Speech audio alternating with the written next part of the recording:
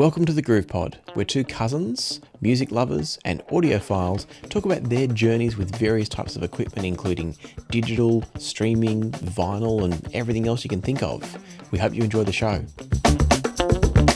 All right, Nick, welcome to another episode. We're up to episode 7. Congratulations We for did what it. That's worth. We did it. Hooray whatever to that us. is. We're going to launch straight into it. You have some hopefully, I'm excited to hear it. Whether it's exciting for you is another story.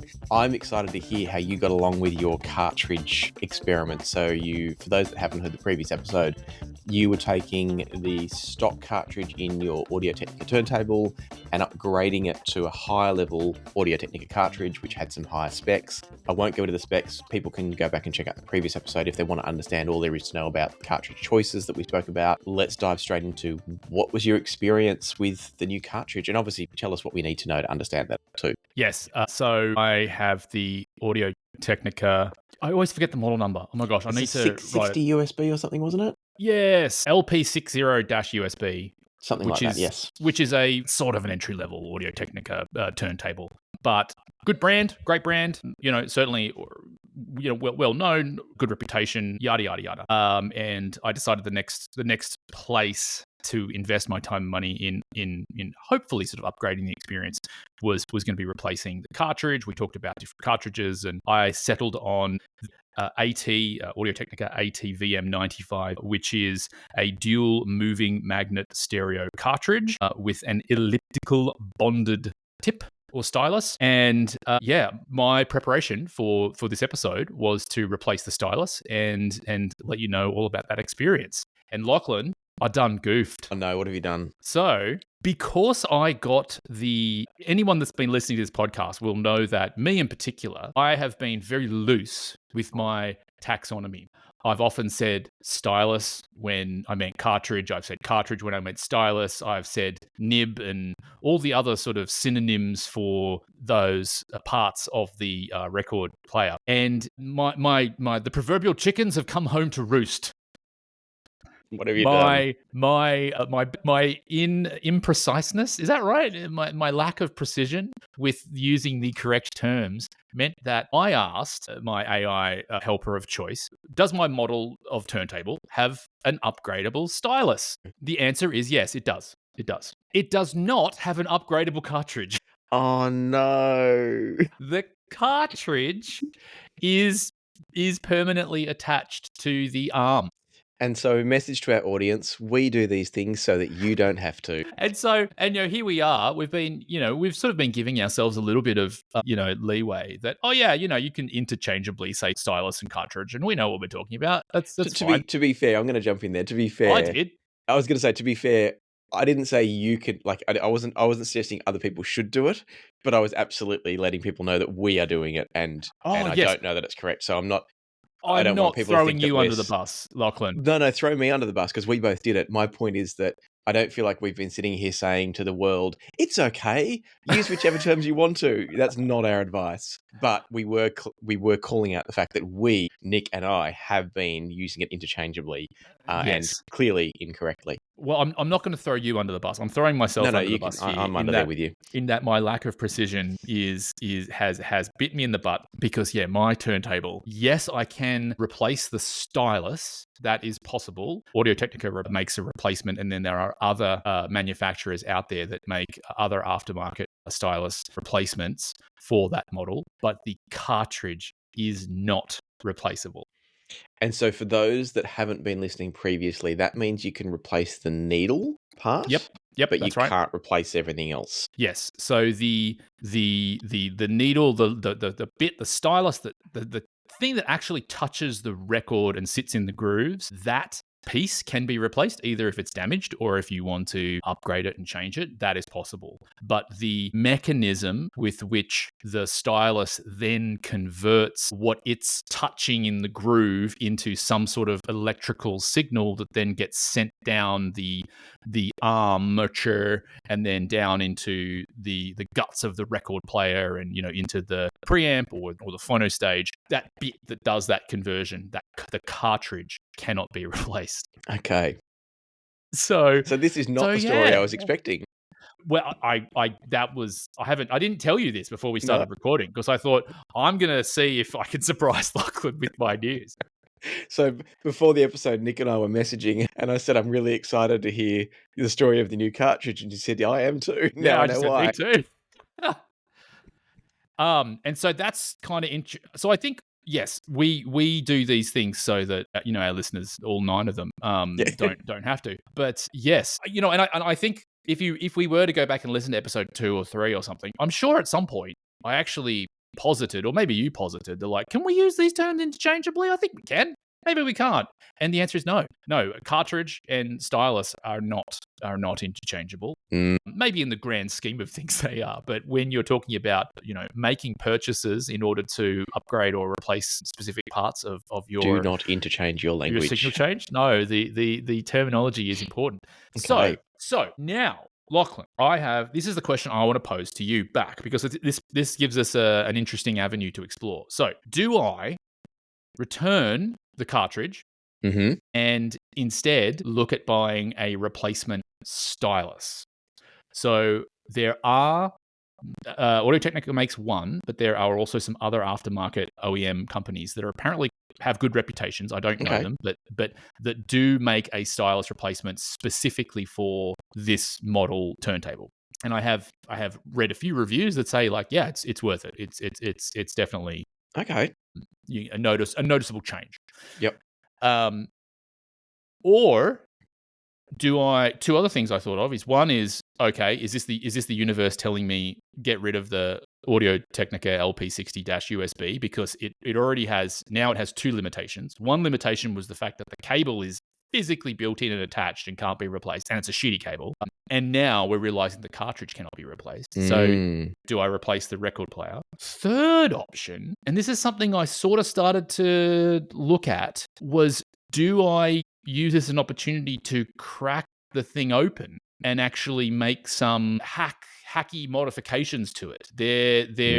While I have not stumbled upon a proper sort of DIY breakdown of how to do it, I have heard and read reference of people that have opened up this particular record player and have unsoldered that cable that is permanently attached into the back of the machine, in order to then create, and sort of to reattach or to attach higher quality, female RCA outs, so that you can then have a higher quality connection. And so my very limited additional sort of Googling was, can I replace the entire arm assembly with one that then also could be, which would then obviously be able to take a replacement cartridge, either this one or another one in the future. So I guess I'm now presented with some other options here, right? Do I try and just replace just the stylus, which doesn't change the actual engine, or I don't know if engine's the right word, but I probably should look I that know up. what you mean. The magnetic moving parts. Yep. Yep. Or replace the entire record player, or do I crack it open and go get my soldering iron and see if I don't even know what's involved in replacing the entire arm assembly, I should say. I don't even know. There could be like jumper, there could be jumpers that, no, that wouldn't be the right word, but there could be some sort of cable, the cable may not be soldered to the board. There It could may well have actually a be plug that clips onto the board. Yeah. Yeah, which might make it more replaceable or repairable, but I don't know. Few Or thoughts. tell me your thoughts.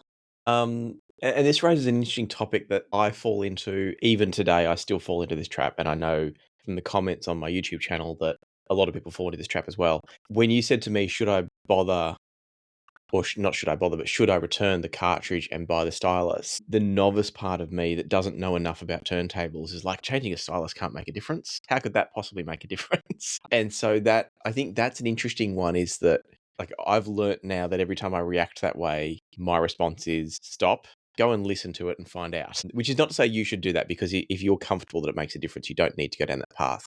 The reason I wanted to raise it was because I think it's a very easy trap to fall into in the hobby. And in a general sense, whether it's about needles or stylus, or whether it's about DACs, headphones, headphone amps, whatever it is, speakers, I always think it's easy to fall into the trap of assuming that, that tiny thing couldn't make a difference. Like the power supply on I just did a review of a little digital to digital converter that's just come out. And while I was testing it, I changed over from the little wall wart power supply that comes with it to a high quality linear power supply that I happen to have here that was compatible.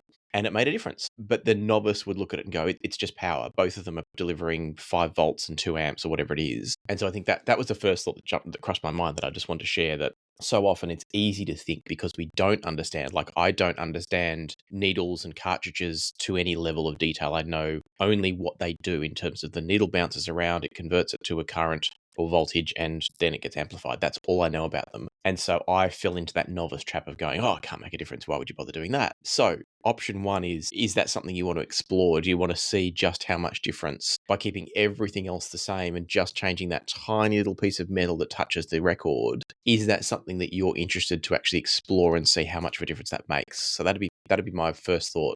My second thought is if you were to change the whole arm assembly, there are two things that I was thinking about there. One of them is I don't know if it'd be even possible, but if you tried to modify the existing arm to take the new cartridge, that could throw off the balance of the entire system if they're different weight cartridges. And I don't know if your turntable has an adjustment mechanism for the balance because it's been designed for just one cartridge, it might not. So that's something to keep in mind. And then if you're looking at replacing the whole arm, that could also be interesting in one of those kind of DIY experiments of, hey, let's keep everything else the same. So you've got the same power supply, the same phono stage, the same motor, the same platter that the turntables, the vinyl's sitting on. And then if you just change the arm, you might discover this transformative experience that, wow, look how important the arm is. So that could be fascinating to do if it's doable easily, which then brings us to the third point, which is if you go down that path, there's a good chance, and this applies to anybody doing any DIY work. It's not a reflection on you, Nick, because I've done this. The moment you open something up to make modifications, there's a chance that you're going to end up replacing that device because stuff goes wrong.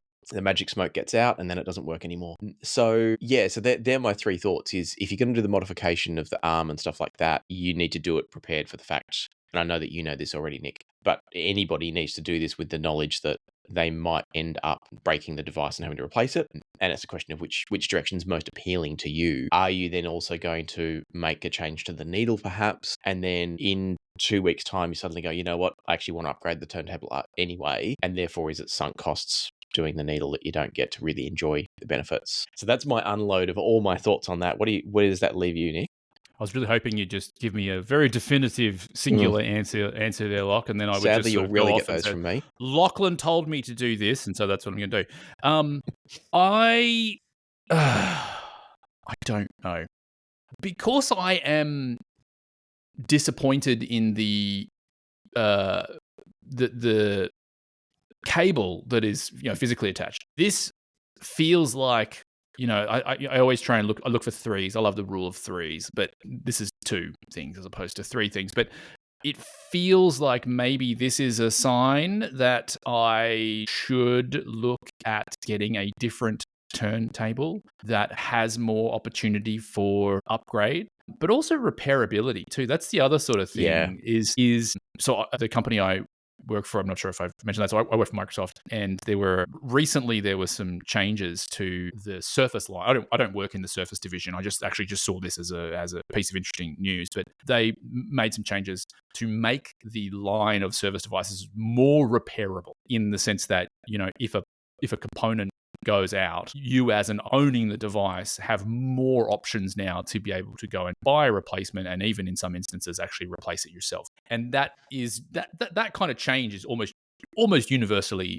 accepted and seen as a positive change. Whenever a company does that, whenever a company says we're making a product that has repairability built into it. And so a big part of that was me thinking like, well, I like the idea of being able to repair something if I need to, as well as the opportunity to upgrade it. So to me, I wonder if this is a sign that I should go and just bite the bullet now and get a maybe not even a more expensive turntable. I mean, I could try and sell this one and get my money back. Yeah, I definitely get something for it, and then I can use that money towards buying another one. But then where my brain goes next is like, well, depending on how much money I get back, if I'm not getting a lot back, maybe I should keep it as a second turntable and one that I play around with and open up and see, so it's really a question of how much money am I willing to spend in terms of, buying another turntable to replace this one, and or on the various elements required to upgrade or modify this one. And so do you replace it first and then tinker, or do you tinker knowing that the inevitable outcome may be having to replace it? sort of thing. That's the other thing of which order do you go in? Yes. I don't know. I mean, at the moment, I have a working turntable. I can listen to records right now. Mm-hmm. The minute that I unscrew the housing to pull it apart, even just that act could accidentally release the magic smoke. And now I don't have a working turntable. So, gosh, a conundrum. It is. I've presented myself with a conundrum on this episode today. I don't know. Have we had any more correspondence from listeners? We haven't. Or could we this be a haven't. question that we pose to our 7-9 listeners? We totally could. So for anyone listening, if you have a thought on what Nick should be doing, whether Nick should buy the new turntable, tinker with his current turntable, just change the stylus, have you changed just the stylus on your table and has it been interesting? Email askthegroovepod@gmail.com and I'll make sure that Nick gets those. I think I've given you access to the email. Yeah, I have given you access to the email account. You have. I haven't. So Nick can see that's all right. There's not much in there at the moment. Our 6 listeners are pretty quiet. Yeah, so no, email us in if you changed over the needle or if you've got an opinion on which direction you think Nick should take. Let us know and we'll read some of those out and talk about them on the next episode. But I think it's probably at a point here, Nick, where it just comes down to where your instinct is taking you, what your heart wants in this one. What do you think? Where are you drawn to? I am drawn to, all things being equal, I'm drawn to purchasing a new turntable that has the functionality and the features that I want, and keeping this one as a secondary. Because the other thing is, I want to actually have, I would like to be able to listen to my records in more than one place. I would like to be able to have I currently have my record player in the lounge room, and it's hooked up to the lounge room sound system so that it can play. I mean, not really throughout the house, but be it in the lounge room. And when we have sort of friends over, we can play records and people can hear them, and we can get it nice and loud if we want it nice and loud, or it can be background music. But if I want to have a listening experience just for me, whether that's in my office, bedroom, whatever, I don't have another record player. So this actually could be again, all things being equal, putting sort of money aside, sort of, I think I would like to get a record player that has some upgradability and some repairability, and then maybe keep this one, and then maybe do a little bit of tinkering with it to see what is possible, whether it's possible to add RCA outs, whether it's possible to replace the tone arm, whether it's possible to do other sort of upgrades. I'm not sure. So that's where I'm at, I think. Yeah, that makes sense. And I think given that it would then become your secondary turntable, which you have a need for or a want for anyway, I think that makes a lot of sense. Sounds like a wise path to go down. And because it's secondary, you can tinker, and if you break it temporarily or permanently, you haven't lost the ability to play records. That is true. Yeah, that is true.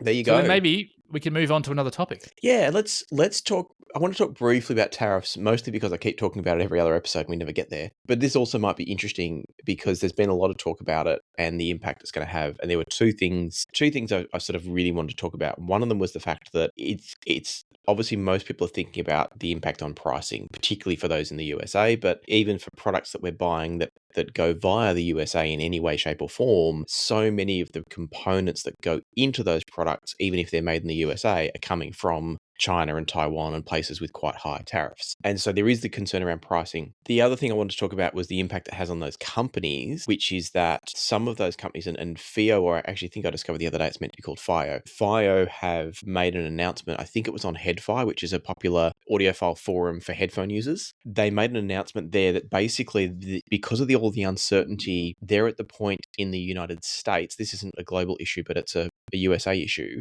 For everybody in the USA, FiiO were at the point where they were basically saying, because we don't know what's going to happen with tariffs, we are not bringing in more stock to the US than we currently have. And therefore, there may be a period of time where there is no stock available in the USA because we just can't afford to bring it in and then not know what the pricing is going to have to be for it. So it's really affecting some companies. And I think I don't want to get into the politics of it. That's a whole different conversation again, but I do think it's disappointing, and I know that some of it is deliberately intended to have this impact, but I think it's disappointing that there are some great brands out there that people want to get their hands on that they're now either not going to be able to get their hands on, or that is going to become significantly more expensive potentially, and that's a shame. And there's nothing we can do about those things, so that was just me just raising the fact that I think it's a shame, and be prepared for that level of disruption. Nick, you want to say something? I just wanted to ask. So I'm in America. I'm in the US. So the most people that are paying attention to news at the moment, or even last few weeks, depending when you listen to this, obviously a lot of back and forth, a lot of turmoil and confusion and uncertainty about what's going on with tariffs between the US and China, as well as other companies. You're in Australia though. Mhm. How does obviously Australia is a fractionally is a fraction of a percentage market size compared to the US, Mm. and so the tide lifts and rises and falls a lot based on what obviously the US does, and then that sort of impacts other markets. So I get that, but how are tariffs? Does Australia operate in a tariff model with China, and if so, how is that changing, if at all? Yeah, it's interesting. I think when it comes to audio gear, it's not moving the needle at all. I know that from a global financial point of view, there have been some shifts where, because, for example, the US won't export some stuff to China or will charge a whole lot more for it now. Things like beef, which is a huge Australian export to a lot of places, is basically a monopoly with China now because America's out of the picture.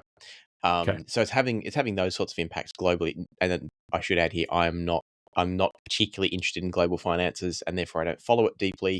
So I don't have a lot of insight to share there. But the point being, it hasn't really affected audio, but it is affecting other areas, is I guess my point. The thing that I am seeing and hearing is that there's some uncertainty around whether or not we're going to get the benefit of lower prices potentially, because essentially there's going to be more product available to sell to other locations other than the USA. So it's sort of almost like the supply has gone up, but the demand stayed the same. But on the flip side of that, the companies that are making these products still need to make a profit. And therefore, if they're losing all of the profits from the huge market that was the USA, there is a chance they'll actually have to increase the pricing to offset that. So every product they're selling into Australia, Europe, Africa, I don't even know if they're selling to Africa, South America, those will all need to be potentially raised to offset the lost profits from the US. So there's a lot of uncertainty there, and that's stuff that I can't comment on because I don't know where it's going. But what I thought was really interesting was a loophole. I had a chat, and I can't probably name who this was, but I had a chat to someone who is deep, Just deep, because of like deep. old age and don't remember. Yeah, that's right. It's just gone. I think his name was Joe. Let's go with that. So I can't say exactly who Joe is and where he's from, and his name's not actually Joe, but he's deep in the industry, has been for a very long time, and he shared some interesting information with me the other day. So the US has been sort of trying to close various loopholes. So there used to be a thing where if you were importing a product, and most countries have this, if you're importing a product under a certain value, then you could get it through without tariffs being added to it. So for instance, in Australia, if I have a product sent to me from a country outside of Australia for less than $1,000 worth, 1,000 Australian dollars, there's no tariff on that. So that can come straight through customs, straight to me. I don't pay an extra cent. But if it goes over $1,000, then I will get a bill from the carrier, whoever it is, DHL, FedEx, whatever, saying, hey, you need to pay this much extra tariff. For a while there, that was a loophole where if you wanted to buy, I'm going to use FiiO just because I talked about them before and they're a well-known Chinese brand, but I'm not trying to hype their products up. If you wanted to buy a FiiO product that was, say, $300, you could have just gone, well, I'm not going to buy it from a local retailer. I'm now going to buy it from FiiO Direct because I could bypass some of the tariffs that way because it's under, I've forgotten, de minimis, I think they call it. De minimis, It's yeah. under the de minimis level. So they've taken that away now. So there is no de minimis anymore in the US, and therefore you'd pay a tariff on your $300 product, a $20 product, a $3,000 product. However, there's a nice little loophole here. Even though you have to pay a percentage of the value of the product as tariff, what these companies can actually potentially do, so we'll use FiiO again, is if FiiO sets up an LLC in the United States, which is a registered company, a trading company in the United States. So they'll have, FiiO Incorporated or FiiO Incorporated based in, I don't know, Chicago, wherever they want. Doesn't really Delaware. matter. It's always in Delaware. Delaware. Then they can essentially ship the product to themselves. And because it's all the one company, the cost they have to declare sending it to themselves is way lower because they're not selling the product to themselves at retail price or even wholesale price. They're selling it at cost price. And so this is where some of these companies will no doubt find ways around this. And I'm just sharing this for those that are maybe feeling a bit negative, a bit like, oh, the world's falling apart. We're not going to be able to get our products that we love. Don't despair just yet, because I think some of these companies, it'll take time, but I think some of these companies will find ways around it. So in other words, FiiO would say, okay, we've got this lovely K17 DAC headphone amp preamp combo. it retails for about, I think it's $800. And so currently, if they were to import that, it would be imported to a distributor or a retailer direct. And let's say it's coming in at a landed cost of, let's just say it's 50%, $400. And I'm just making that up. I've got no idea what the cost price is or the retail wholesale price. So let's say it's coming in at 400. Retailer or distributor then has to pay, I think it's 100% tariff or something crazy on that product, which means it's now an $800 cost price to the distributor. And that means they've got to add their margins on, and you're probably ending up paying $1,500 for it instead of 800. However, if FiiO and these other brands go and set up their local LLCs in America, which essentially is just going to be a warehouse, they can then ship it to themselves in America. And because it's all FiiO, they say, well, no, this is just us transferring parts and we're not selling it to that particular entity. It is us. Now, all of a sudden, let's say the K17, instead of costing $400 to a distributor, they might say it's actually only worth $100 to us because it's just the cost of the parts themselves. And so now the cost to arrive in the US is only $200 after they pay the tariffs. Mm-hmm. And so suddenly they can actually keep the margins. There will be some lost profits somewhere, and so they'll no doubt have to adjust for that.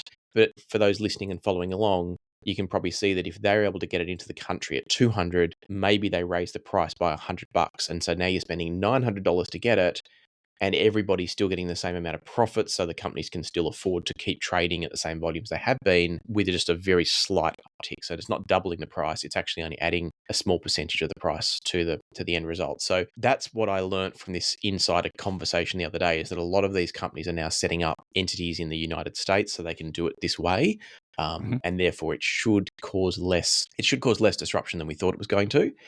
But it also makes me wonder what the next step's going to be in terms of response from those who set those sorts of laws in the first place. Who knows is the answer. There's still going to be a lot of disruption, but I thought it was really interesting information that I wanted to share, that there's always loopholes, there's always ways around this stuff. And how quickly will it change too? That's the other thing. Exactly. Is the uncertainty as to it's who knows? Who knows? At the risk of sounding rude, Lachlan, go for it. May I request? I think the takeaway from this conversation was simply that you wanted to say to people listening, don't despair. This isn't the end of trade as we know it, and this doesn't mean that now the only way to purchase things that coming from China will be to pay 2x or 3x. I think basically what you were trying to say is that it does look like there are paths forward that may even result in not a lot of change in terms of pricing. Potentially none. I mean, it's possible those companies will say, you know what, we don't want to raise the price, so we're going to eat the lost profit in order to maintain the volume of sales is quite possible. So that's 100% the message is, yes, it's still turbulent. No one can predict what's going on, but don't despair, because there are clever people out there in the world from all countries over the world who will find ways to get around pretty much any. And I'm saying find ways legally around. I'm not saying they're being nefarious, but there are clever people that will legally find ways to get the outcomes that many people want. And I certainly want, and again, this is from a non-political standpoint, I certainly don't want a disruption of trade for these products, because I know how much joy so many of these products bring to the people that use them. And I think it's a shame that everything's getting lumped into the same basket, where it's not as if the US has perfect competitors to every brand and every product on the market. If they did, it might be a different story. But people in the US, there are reasons why they might want one product over the other. And I think it's a shame if they lose that choice. And what I've now learned is they're probably not going to lose that choice. And I think that's great. I mean, there are huge classes, massive classes of products that are just not made at all anywhere in the United States or even in North America. For work, we were creating some PCB printed circuit boards for fun. Actually, we had an event at work where we wanted to create a little kit that was going to be a printed circuit board with some individual components, a soldering iron, some solder, and then some instructions. And it's sort of a learn to solder sort of kit that we were going to be creating. And we found out that there really isn't, certainly not at scale, anywhere in America or North America, I should say, that can do printed circuit boards either with a sort of fast turnaround or at volume. All of that capability for the world is essentially in other places, and a lot of that is in China and other parts of Asia. And so, I mean, there are just whole classes of products, and then whole chunks of supply chains that just are not in North America at all. It's And really in order interesting. for North America to spin them up, obviously it would take investment, but it also take a lot of time. Yeah. Like it would take years and years and years and years for some of these things. Maybe PCBs isn't the right the right example here. Anyway, yes, we're veering very dangerously close to politics, but also topics that I really don't know very much about. Yeah, and likewise, like I'm not a finance person by any stretch of the word, so everything I shared is purely secondhand information that I've picked up from very reliable and reputable sources, or I wouldn't be sharing it, or I would be sharing it as much more clearly defined conjecture. But no, this Well, stuff I've shared is solid. It's just not from me. But staying sort of in this topic a little bit, because what I wondered is, I'd love your thoughts on this. What opportunity now, if as we're speaking, there is a degree of uncertainty of getting new products into the country, whether it's because companies like FiiO, which maybe they're not doing this, but as you said, potentially are like, well, we're gonna wait till our landed inventory is exhausted before we think about bringing more stuff in, right? So it could be simple as like, once we're not bringing anything new in until we know what's going on. So let's put that aside. What's the secondhand market like? There must be, is it how, secondhand records, we've talked about this already on the podcast, but if you are new to records, as I am, and whenever I get into a conversation with people that are also new, we always quickly veer to like, oh my gosh, how amazing is the secondhand marketplace for records? And how cool is it that you can, there's this massive global marketplace of people out there that are collecting, cataloging, and then selling stuff.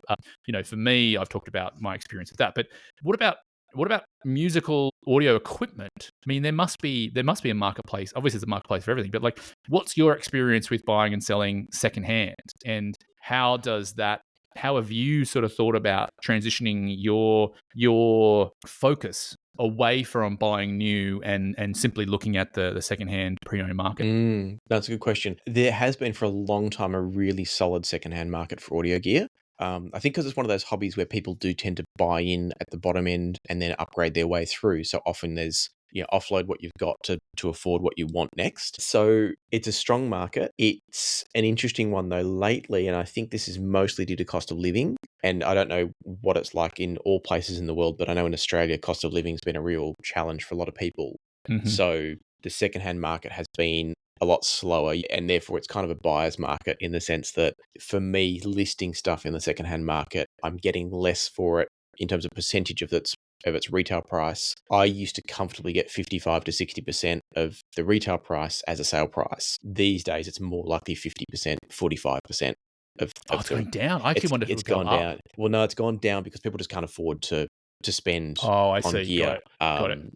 And so they're either buying, I think, and this bit's me just making assumptions. I'm assuming people are either buying cheaper stuff new because they get warranty and stuff like that, or they're just spending less on secondhand and therefore it's pulling the prices down in secondhand. That's been my experience anyway. And that's really only talking about Australia. So I can't generalize that globally. But in Australia, I've found it's definitely dropped a bit. Weirdly, I've also found that eBay has been far more active for sales than I'm getting on places like, so there's Aussie Audio Mart, which I think is also Canuck Audio Market or Audio Mart, I should say, for those in Canada. And I think there's a USA Audio Mart, and they're all connected. So if you list on one, it shows on all of them, which is great. So I normally list on, when I have used them, I list on Aussie Audio Mart and sometimes HiFiberry, and also the local StereoNet website, which is a local forum. It's like an online magazine, and they've got classifieds attached. So between those, I've found listing them on kind of the fixed price platforms has been far less effective than going to eBay for whatever reason. And so these days I just list, because I sell a lot of gear. I get a lot of gear come through with what I do, and some of it gets gifted to me. And when it does get gifted to me, I will generally keep the gear around for at least a while and use it as a reference point. But ultimately I get to a point where I've got 3 different, let's say, DACs for $300 and I can't keep all of them. So I get to the point where I'm like, okay, which one or which ones I'm going to keep as ongoing references, and anything else I sell off on eBay, and that helps to kind of fund the channel. So I sell a lot of gear, and eBay's become the easiest way to do it by a country mile. So I think, coming back to your actual question with a whole lot of context now hopefully laid down, the secondhand market is a fantastic place to get gear. So for anybody that wants their next bit of equipment, once you work out what you want, buying it secondhand is brilliant. I think one of the biggest concerns obviously is what condition is it going to be in? There's no warranty with it. I have, as again, you can imagine with all the reviews I do, I have had probably at this point thousands. I've done 800 something videos, so that gives you an idea. I've probably had thousands of bits of equipment come through this office because I was reviewing even before I started the video. So if I've got 800 videos, I've probably come close to 1,000 pieces of gear. I've had about 2 or 3 have failures. We talked about this in the last episode where we were talking about Yep. the all-in-ones. Buying secondhand, I think, is a great way to go. It's unlikely if a product has already lived past its first few weeks, which is often when failures happen because it's a dodgy component, chances are it's just going to keep on trucking unless it's been mistreated, water damaged, etc. So if the photos look okay and the product has a good reputation, which again, most of them do because they don't really fail, I think secondhand's a great way to go. You're saving at least 40% off the list price, the retail price in most cases. And unless it's, if it's new in box type secondhand where someone's bought it, hasn't used it, or gifted it, hasn't used it, that's different. But for actual secondhand used gear, you're going to be saving almost half the value of the product off the bat, and it's going to be just as good. I've got a bunch of secondhand gear that I buy. So often what I'll do is I'll swap one bit of gear for another. So I just got rid of my little Harbath desktop monitors because I got some new speakers, and somebody offered me a couple of subs in return for the Harbaths. And so I've now got a pair of subs, which I've been after for ages. So again, it's that whole secondhand thing of, I don't want this, but somebody else does. So you either trade or you sell it and buy something else. It's a great way to kind of move through the audio journey, either with upgrades or swapping from headphones to speakers or speakers to headphones or whatever it is that you need to do. It's a great way to do it. I think I've answered the question. I feel like I just rambled. You have, no, and it helps. It segues actually maybe into our final topic for the episode today, which is I have a Raspberry Pi, which I was actually gifted, I think, at work for a project which we used it for, and then it was complete. And there are some interesting projects, DIY sort of steps for how to turn a Raspberry Pi into a streamer, a sort of a DIY, I'll say sort of budget streamer. Now, as I said, I was gifted this Raspberry Pi, so I didn't actually spend any money on it. In order to get one, you too need to be either gifted or buy one, so there is some money involved. But secondhand market, there's bound to be plenty on the secondhand market. Because my Raspberry Pi is a 3, and that's now a couple years old. I think Raspberry Pi 5 they might be up to. Is it? Then Okay. there's lots of, I'm there's out of lots touch. of other different new models as well too. So this is an older Pi, and so if someone out there is a Raspberry Pi enthusiast, they probably they want the latest one, or they have the latest one. They might have one to sell that's 1 or 2 generations old. Exactly. And just quickly, we should clarify for those that aren't familiar. Raspberry Pi is a type of little all-in-one. I'm holding up my hands like people can see me. It's an all-in-one little micro PC board designed to run. Normally, they run a Linux operating system, and you can just download everything you need in one little package. You chuck it on a micro SD card, you plug it in, and it runs the software off the micro SD card. So think of it, when we're talking Raspberry Pi, it's a micro PC is all you need to know about. Sorry, Nick, carry on. Yes, no, thank you for explaining that. I should have explained. And so I've got this DIY instructions here, and it's using a Volumio, which is a free and open source Linux distribution that's been built for Raspberry Pi and specifically for, it looks like, audio applications. Yes. I haven't dug into it too much, but it sounds like you're familiar with it. So have you built one, or do you have experience with these DIY Raspberry Pi streamers? What should I know? Should I do it? Over to you. Yeah, sure. So yes, I have. I've built one, and I don't know if I bought or was gifted another one that was a pre-built dedicated audio device, which I should revisit actually to see how it stacks up today compared to how it used to be. So key things I would say, on its own, just the micro PC board where you can take, say, a USB output to go to your DAC or whatever, a Raspberry Pi is going to be okay, but they're not great as a streamer. Okay. Why is that?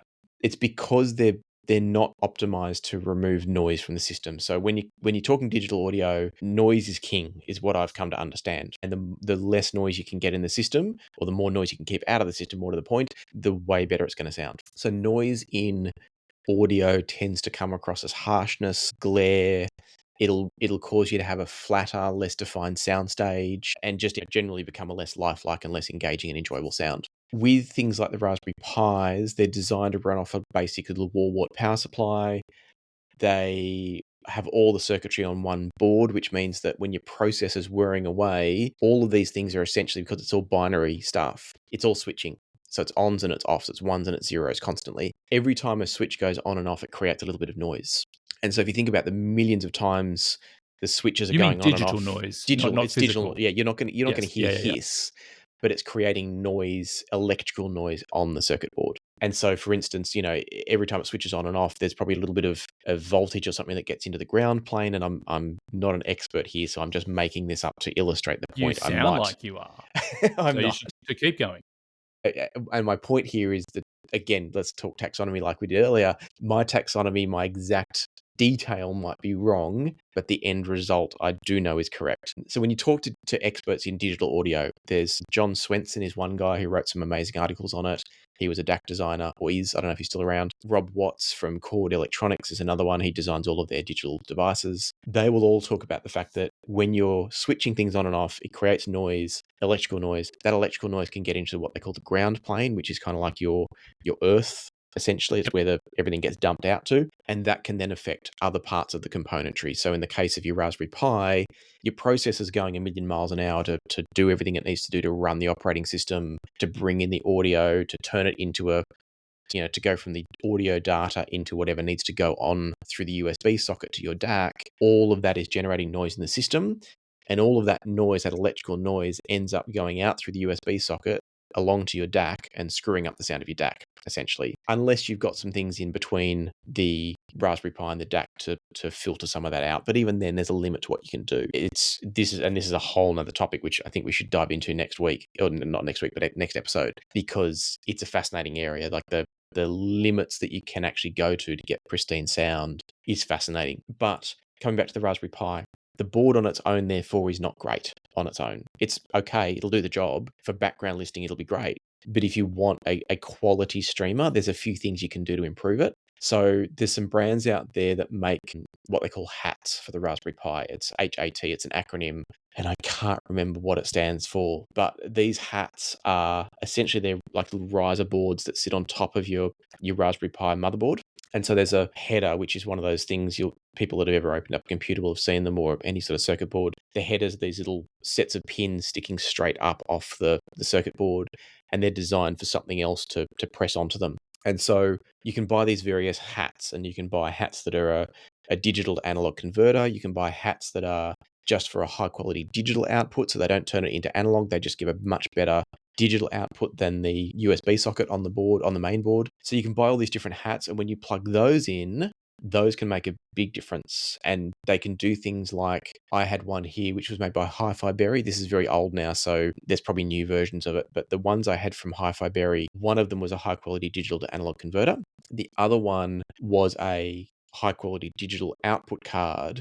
But the key thing was it didn't take power from the main board. And so you're isolating all that noise I spoke about in that ground plane doesn't get through to the hat card, because it's not connected to the power circuit for the main board, if that makes sense. And therefore you have to plug in your own power supply to that little hat to give it separate power that's clean and distorted by what's going on in the CPU and stuff like that. So this is probably getting really technical for people, and apologies if I'm throwing jargon around. I'm trying to sort of summarize it quickly so we can come back and do a deeper dive next time. But the long and the short of it is, when you start adding those hat cards, those additional add-on cards to a Raspberry Pi, you can actually generate a really, really nice sounding streamer for a few $100. And it's hard to replicate that by buying a retail product, although they're starting to catch up. So that's another thing to keep in mind. I've got a device here that I haven't tried yet. It's from SMSL. I think it's called the N200 or the N300. That's N for November. And it's pretty affordable. And I'm guessing it's essentially a micro PC inside a nice looking box. And I think it's running Volumio as well. So I don't know if there's still a lot of value in building your own Raspberry Pi. It's probably going to be cheaper because it's in a basic little Perspex case rather than some nicely machined casework that you get with the retail products. But yeah, it's starting to get questionable. And in fact, that's going to be a good test. I'll put the SMSL N200 or whatever it is up against a Raspberry Pi type device and see how do they compare? Because I think that'll be a very interesting test of its abilities. But that's the long and the short of it. Is they're a great starting point, and they're very easy to build with those add-on products. But I do believe they need the add-on products. I won't say that didn't take some of the wind out of my sails. I'm sorry.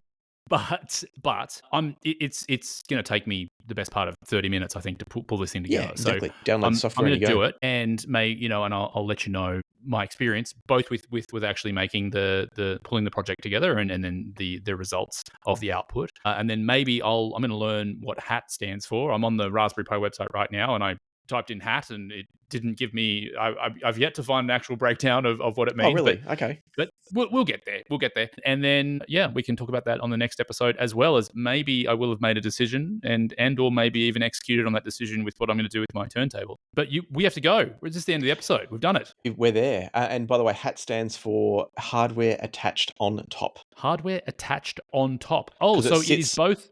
It sits on top of the board. It's like a card that plugs into the top of the main PC board. So that's why it is hardware attached on top. So it is both. It is both an acronym, but it is also somewhat literal. Yeah, that's a good point. It is. That's like a hat. Someone got very clever and very lucky there. That's very clever. So yeah, we'll come back. Let's come back next time and we'll talk about your further journeys in Raspberry Pi land. Yep. We'll also talk about some of the additional things. So if you just want to start with the Raspberry Pi and not worry about hats, next time we talk, let's talk about some of the other things you can do after a Raspberry Pi and before it, because we can talk power supply too. There's a few things you can do to try and clean up the signal a little bit. It's never going to be perfect, but I think there's some things you can do if you don't want to invest in the hats, because maybe you're just experimenting and you don't want to go down that path. You can actually invest in some other things on either side that you can then use for other gear later if you don't want to go full on down the Raspberry Pi path. So let's put that on the slate for next episode and dive a bit deeper. Thanks everybody. Thanks, Locke. Talk soon. Stay in the groove. No, stay on the pod. In the pod. Groove pod. Stay in the groove pod. See you everybody. Thanks for listening to this episode of the Groove Pod. Until next time, happy listening, and we hope you'll join us again.